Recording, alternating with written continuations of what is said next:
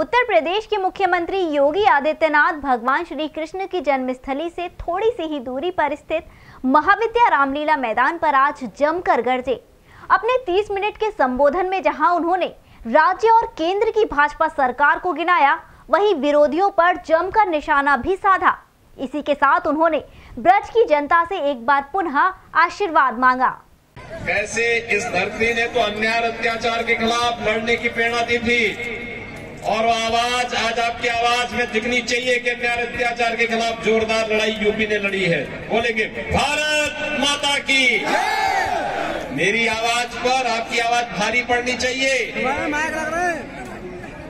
भारत माता की। इस पावन भूमि पर कोटि कोटि नमन करते हुए मैं प्रातः आने के बाद पहले भगवान श्री कृष्ण की जन्मभूमि पर ही दर्शन करने के लिए गया और वहां का आशीर्वाद लेने के बाद फिर आपके बीच में भाइयों बहनों में आया हूं। आज 19 दिसंबर है। 19 दिसंबर को मैं ब्रज भूमि पर 19वीं बार आया हूं।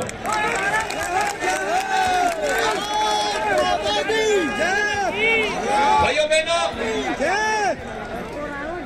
आज की तिथि हमारे लिए बहुत महत्वपूर्ण है।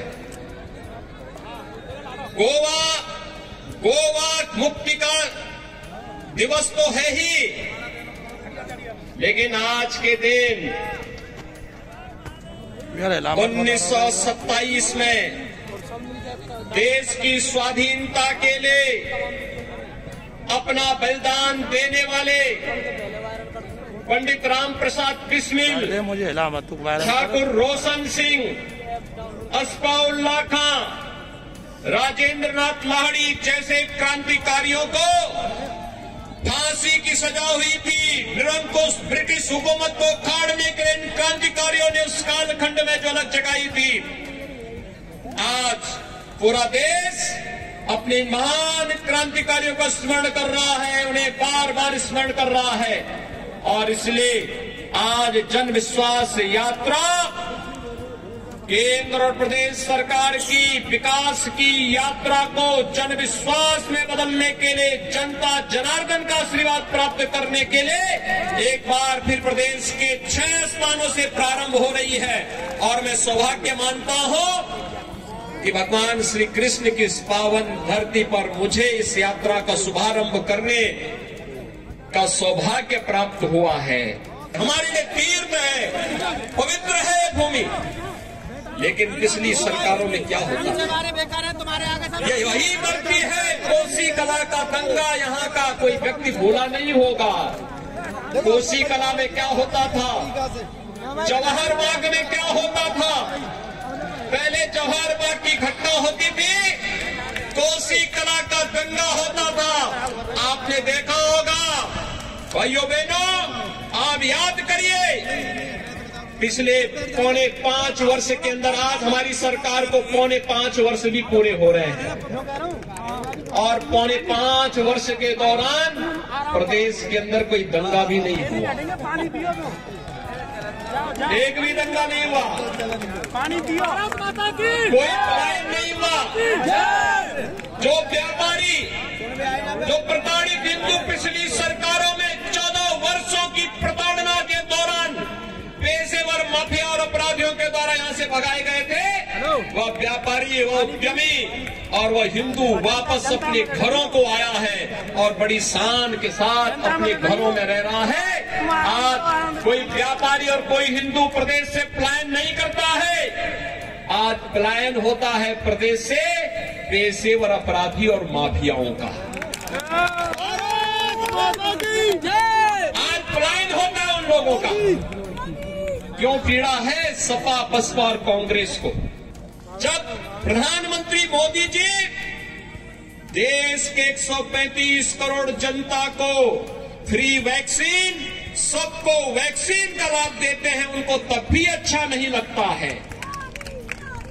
उनको तब भी अच्छा नहीं लगता है जब प्रदेश के अंदर सुरक्षा का बेहतर वातावरण और देश के अंदर देश की सीमाएं सुरक्षित होती है तो विपक्ष को वह अच्छा नहीं लगता है। हमने कहा था देश के अंदर आतंकवाद को मिटाएंगे। कश्मीर में धारा 370 समाप्त कर दी गई ना। इसी मथुरा में कंस के अत्याचार और अन्याय के खिलाफ जब भगवान आए थे, उससे पहले योग माया यहां से विंध्यवासिनी धाम में चली गई थी ना। योग माया का मंदिर है ना, देख लिया है ना, और ध्यान से देखे हो ना, दर्शन किए हो ना। और योग माया का मंदिर मां विंध्यवासिनी धाम के रूप में है। मां विंध्यवासिनी धाम का मंदिर संकरी गलियों से होते जाता था। पहले अयोध्या, मथुरा और काशी में कोई जाने की हिम्मत नहीं करता था। आज तो काशी में भगवान विश्वनाथ का भव्य धाम प्रधानमंत्री मोदी जी की परिकल्पना, उनके मार्गदर्शन, उनकी प्रेरणा से बन करके प्रधानमंत्री मोदी जी ने राष्ट्र को समर्पित किया और भव्य धाम भगवान शिव का, महादेव का बनाया।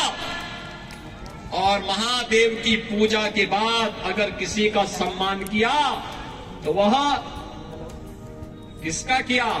श्रमिकों का सम्मान किया। आपने देखा ना, क्या कभी किसी प्रधानमंत्री ने, इससे पहले कभी आपने देखा कि किसी प्रधानमंत्री ने श्रमिकों के ऊपर पुष्प वर्षा की हो? और श्रमिकों का सम्मान भी किस रूप में? अपने पास बिठा करके। यही तो धरती है, यही प्रेरणा की धरती है।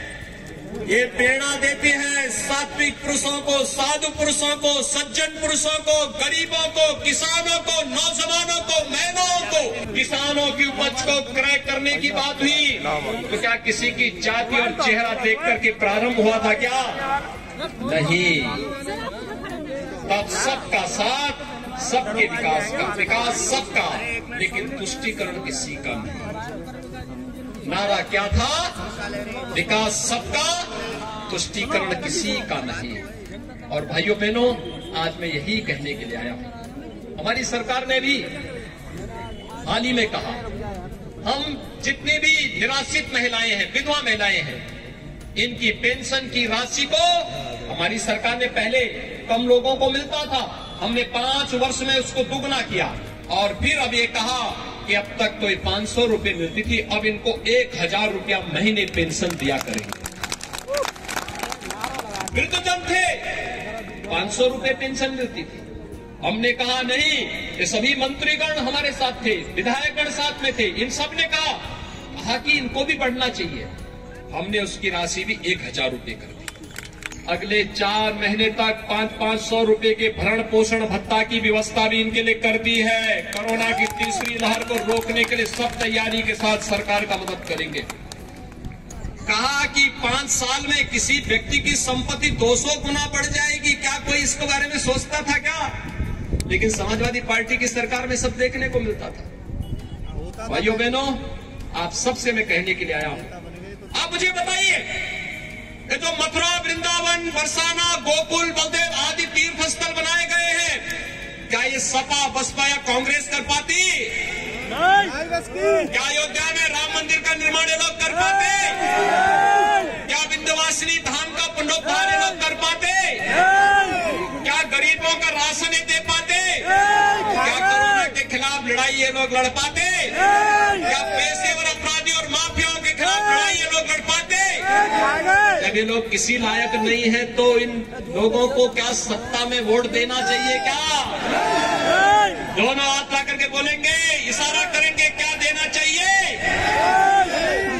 आप भारतीय जनता पार्टी की जन विश्वास यात्रा के साथ साथ प्रधानमंत्री मोदी जी के नेतृत्व में चल रही इस लड़ाई में आप भी अग्रणी भूमिका के योद्धा के रूप में इस लड़ाई में मैदान में आएंगे हमारे साथ।